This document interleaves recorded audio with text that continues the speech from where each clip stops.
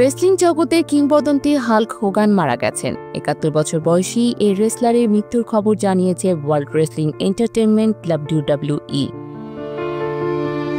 TMZ এর প্রতিবেদন অনুযায়ী হোগান বৃহস্পতিবার সকালে ফ্লোরিডার ক্লিয়ার ওয়াটারে তার বাড়িতে হৃদরোগে আক্রান্ত হন। জরুরি সেবাদানকারীরা সকাল ৯টা ৫১ কল পান এবং তাকে হাসপাতালে নিয়ে যাওয়া হয়। সেখানে তাকে মৃত ঘোষণা করা হয়। হাল্ক হোগানের আসল নাম টেরি বলিয়া। রেসলিংয়ে তার ডেবিউ ১৯৭৭ সালে। ১৯৮০ ও ১৯৯০ দশকে যারা রেসলিংকে শিল্পের পর্যায়ে নিয়ে গেছেন, হোগান ছিলেন তাদের মধ্যে অন্যতম। হাল্ক হোগান তার হলুদ ব্যান্ড, স্বর্ণকেশী ঘোড়ার নালের মতো গোফ এবং বিশাল শারীরিক গঠনের জন্য বিখ্যাত।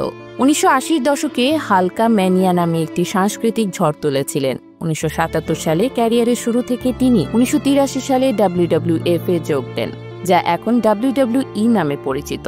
তিনি প্রথম ৯টি রেসলম্যানিয়ার মধ্যে ৮টি ম্যাচে অংশ নেন এবং ৬ বার WWE চ্যাম্পিয়নশিপ জেতেন। ১৯৮৭ সালে অ্যান্ড্রে দ্য জায়ান্টের বিরুদ্ধে তার রেসলম্যানিয়া ম্যাচটি ৯৩-১৭৩ দর্শকের উপস্থিতিতে একটি রেকর্ড করে। হোগান শুধু রেসলিং রিংয়েই সীমাবদ্ধ ছিলেন না, তিনি ১৯৮০ দশকে পপ সংস্কৃতির একটি বিশাল নাম হয়ে ওঠেন। ১৯৮২ সালে রকি ৩ চলচ্চিত্রে থান্ডার লিফ চরিত্রে অভিনয়ের মাধ্যমে তিনি হলিউডে প্রবেশ করেন।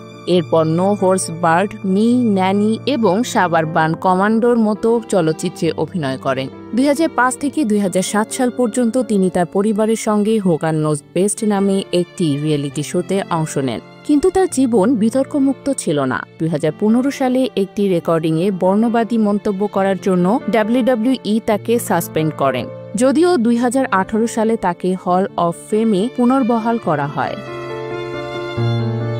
হাল্ক হোগানের মৃত্যুতে রেসলিং জগতে এবং পপ সংস্কৃতির একটি যুগের অবসান হল। অসাধারণ ক্যারিয়ার এবং বিতর্কিত মুহূর্তগুলোর মাধ্যমে হাল্ক হোগান লাখো মানুষের হৃদয়ে একটি অমোঘ চিহ্ন রেখে গেলেন।